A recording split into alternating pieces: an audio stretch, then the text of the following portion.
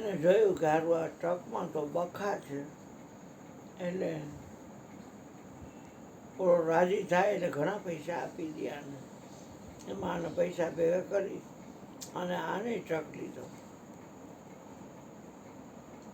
એટલે કે હવે તારો ટ્રક તું હલાવ, મારો ટ્રક હું હલાવ, પણ મારે ટ્રક લેવો છે.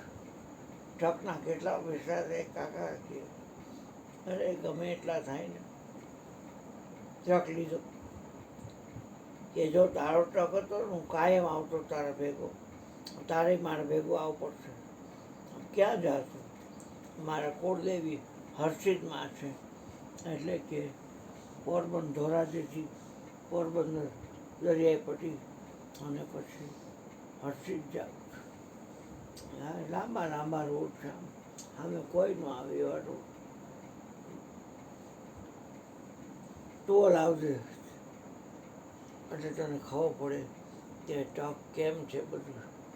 સિગ્નલ બોડી આ તે બધું અંદર લાઇનર પિસ્ટન ટેપેટિયા તે ઇનલાઇન એક્ઝોસ્ટ બધું કેમ થાય છે. ટોલ આવશે કે હા ચૂંદડી લીધી, ઝીપર લીધું, સાકર લીધું, પેડાનું પેકેટ લીધું, ચા પાણી પી બે ભાઈ બેઠા. પોરબંદરથી આગળ જતા રાવલ ગામ આવ્યું, લાંબા હજી નહોતું આવ્યું. ધીમે ધીમે કરતા લાંબા આવ્યું, પછી લાંબા પાસેથી તો હાવ નજીક થાય છે. એટલે ઓલો હરાવે છે. એકાએક ભાઈબંધને એટેક આવ્યો. એટેક આવ્યો એટલે સામે જોવે છે કે આમાંવાળો કેવો ફાસ આવે છે. તો જેનો ટ્રક હતો એને કાવો મારી અને આમ લઈ લીધો. પછી જોયું, ઊભો રાખી દીધો ટ્રક. કાવો ન માર્યો તો ભટકાઈ જતો ઓલા ટકા. જેને ટ્રક લીધો એને કાવો મારી અને આમે કોલ લીધો અને ટ્રકવાળો ગયો. જોયું એટલે કાં બોલતો નથી. કોણ બોલે? શ્વાસનો લેનદેન પૂરા થઈ ગયા. હા એટલે કાં બોલતો નથી ભલા.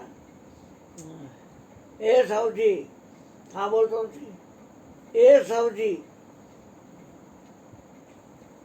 આની સ્પ્રિંગ છટકી ગઈ. ટ્રક એમનો ઊભો રાખ્યો. પોલીસની ગાડી નીકળી. બાય કાં નાખ્યો ઊભો. મારો ભાઈબંધ ટ્રક હલાવતો. મારા ભાઈબંધને શ્વાસ બંધ પડી ગયો, એને કોક હલાવતો.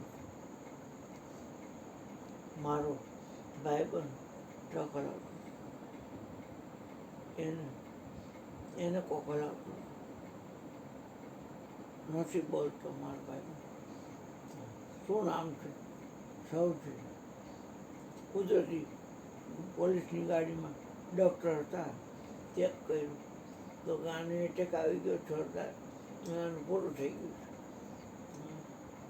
ઓલાને એમ કે ચા પીવો છો તો કે આને હલાવતો હતો. તમારે ક્યાં જવું છે? આને કોક હલાવતો હતો. બધી વિશ્વ છે એક જ પેન ચોટી ગઈ. આને કોક હલાવતો. મારો ભાઈબંધ ટ્રક ચલાવતો હતો અને મારા ભાઈબંધને કોક હલાવતો હતો. ગાડીઓ લઈ લઈ લાખો રૂપિયાની અને આમ ફરવા બધે જાઓ છો. કોઈ દી વિચાર્યું છે કે તમારો શ્વાસ હલાવે છે, એના હાથમાં ઘોર પડ્યું છે એ હલાવે છે? હે ફટ બે ગયા ને હા હલાવ્યું. લાયસન્સ લઈને ટોપો પહેરીને અહીં પટ્ટો કાઢી દીધો બે ગયા. આમાં બબે ગાડીઓ લીધી પણ ભાન પડે છે કે આ કોક હલાવે છે. ઓલાને એક જ ચોટી ગયો. આને કોક હલાવતો. ગયા હર્ષિદમાં પોલીસે લીધી ગાડી. પછી આની બોડીનું મૂકી દીધું એ રીતે પાછળ. એનું ગામ હતું ત્યાં અગ્નિ સંસ્કાર હાથે બધું કર્યું. આને કેમ સમજાવો? અને કુદરતી એ જે ગાડીવાળો ગુજરી ગયો એના ગુરુ હતા, એ આવ્યા, ખબર પડી એટલે સૌજીની અહીંયા બેસવા. એટલે કે તમે એના ભાઈબંધ છો? એને કોક હલાવતું હતું, પોતે જે કાંઈ તો એને કોક હલાવતું. એની ઘરવાળી કે ખાવા પીવાનું કાંઈ નથી ઠેકાણું, આમ જ બોયલા કરે છે, મહારાજ કાંઈક દયા કરો. એટલે એની માથે હાથ મૂક્યો અને હલાવવાળો દેખાડ્યો. એટલે એને ખ્યાલ આવી ગયો, ઓહો,